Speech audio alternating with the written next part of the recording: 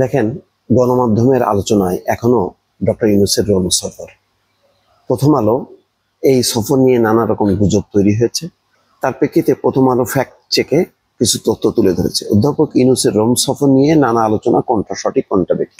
একটা flagship programme ছিল world food প্রোগ্রামের, যে ওয়ার্ল্ড ফুড ফোরামের WFF এর ফ্ল্যাগশিপ ইভেন্টে অংশ নিতে তিনি যান।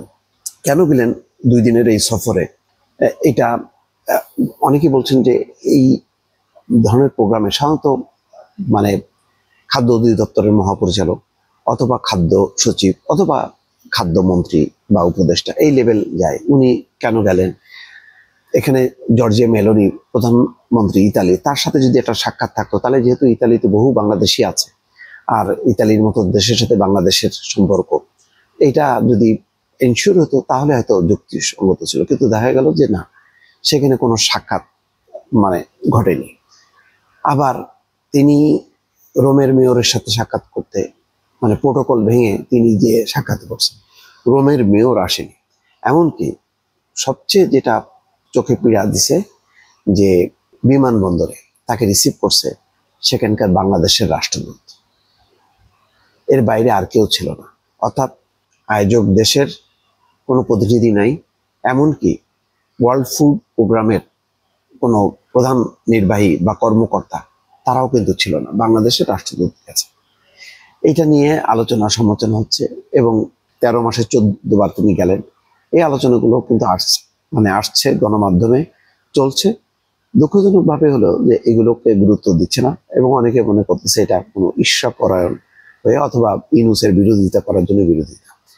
দেখেন, এটা এমন এক সময় ওনার এই সফরটা, যখন বাংলাদেশের রাজনৈতিক সংকট ঘনীভূত, বাংলাদেশে যে এই যে জুলাই সনদ স্বাক্ষর অনুষ্ঠান, আমরা শেষ পর্যন্ত তৃপ্ত যে সবাই স্বাক্ষর করেছে এবং শেষ মুহূর্ত পর্যন্ত যেভাবে সংশোধনী দেওয়া হলো।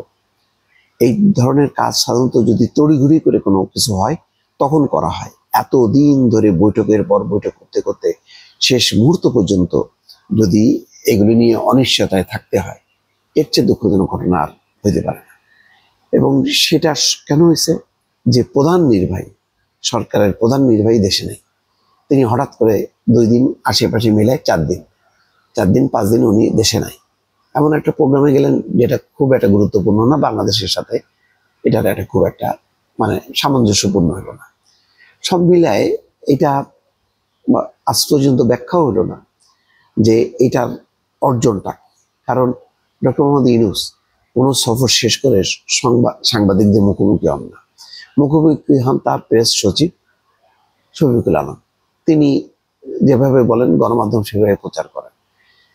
নিউ ইয়র্ক সফরটা নিয়ে, তার কয়েকদিন আগে নিউ ইয়র্ক সফর নিয়ে এত আলোচনা সমালোচনার পর সবাই ধারণা করছিল যে এরপর হয়তো ডক্টর ইউনূস আর এই ফেব্রুয়ারির আগে আর কোনো সফরে যাবেন না। কিন্তু তিনি ঠিকই রোমে চলে গেলেন। আমি জানি না নেক্সট ফেব্রুয়ারির আগ পর্যন্ত আর কোন কোন সফর ওনার নির্ধারিত আছে বা তিনি যাওয়ার পরিকল্পনা করছেন। কিন্তু সবচেয়ে বড় কথা হলো যে আগে তো দেশের এইরকম একটা সংকটজনক অবস্থায়, দেশের এক ধরনের রাজুক অবস্থার মধ্যে যাচ্ছে। এই কারণে আমরা দীর্ঘদিন ধরে একটা সাংবিধানিক শাসনতান্ত্রিক শাসন তার বাইরে আছি না। এখানে কি বলবো, সংসদ কার্যকর না, সংসদীয় সরকার নাই, নির্বাচন নাই, এইভাবে চলতেছে আলোচনার নামে। যেটা হলো শেষ পর্যন্ত ভালো কিছু হলো না।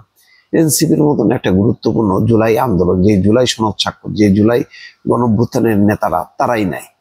তারপরে এই অনুষ্ঠানটা শুরু হওয়ার আগে 2 ঘন্টা আগে যেভাবে পিটাপিটি হলো, সংঘর্ষ হইলো, মঞ্চ দখল হইলো, খুবই ন্যাক্কারজনক।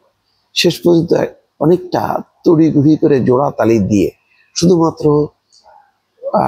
রাজনৈতিক দলগুলো তাদের জুলাই আন্দোলনের একটা দায়বদ্ধতা, ডক্টর ইউনূসের সম্মান রক্ষা করার জন্য কিন্তু এটা স্বাক্ষর হলো, কিন্তু ভালো কিছু হলো না। এগুলি হইতে পারতো যদি দিনের পর দিন, ওই যে মির্জা ফখরুল ইসলাম আলমগীর কি বলেছিলেন আপনাদের মনে আছে, যে ডক্টর মোহাম্মদ ইউনূসের উচিত প্রতি সপ্তাহে ঘন ঘন যাতে রাজনৈতিক নেতাদের সাথে কথা বলে সম্পর্কটা একটু ডেভেলপ করে, আন্ডারস্ট্যান্ডিংটা ভালো হইলে খুব সংকটগুলো খুব দ্রুত সমাধান করা যায়। কিন্তু উনি এমন কিছু কল করে রাখছে যে বিভিন্ন রকম কমিশন করে তারা চলতে থাকলেও উনিও চলতে থাকলেন। একটা বিশাল একটা ঢাউস আকারের একটা ক্যাবিনেট করে দিয়ে চলতেছে। এর মধ্যে সফর একটাও বাদ দিচ্ছেন না। অথচ এমন না যে খুব স্মুথলি সবকিছু চলতেছে, এলোমেলো আইন শৃঙ্খলা পরিস্থিতি, ভয়াবহ অবস্থা।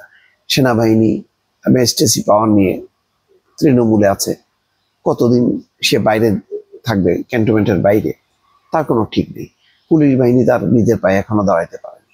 এরকম এলোমেলো অবস্থায় আরো দেশ পরিচালনা করা, মানে অনুষ্ঠান পরিচালনা করা, অনুষ্ঠানে ভালো বক্তা একটা জিনিস, আর দেশ পরিচালনা করা যে খুব কঠিন, এই কঠিন কাজটা তিনি কেন জানি ঠিক মতন সামাল দিতে পারলেন না শেষ পর্যন্ত।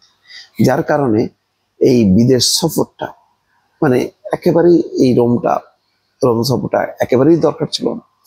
নিউ ইয়র্ক সফরটা তার ছিল একদম প্রতীকী সফর হওয়ার দরকার ছিল, এবং এটা যে সফল হয়নি বোঝাই তো গেল। এনসিপি সহ সবাইকে নিয়ে যে গেল, সেই এনসিপি স্বাক্ষর করলো না। তার মানে এই যে যুক্তরাষ্ট্রে 8 দিন বা 9 দিন থাকলো, এই 8 দিন 9 দিন রাতে রাতে নিজেরা বসে যে একটা করা, ঐক্যবদ্ধ রাখা 3টা রাজনৈতিক দলকে, সেটাই তো তিনি রাখতে পারলেন না। কি হলো শেষ পর্যন্ত?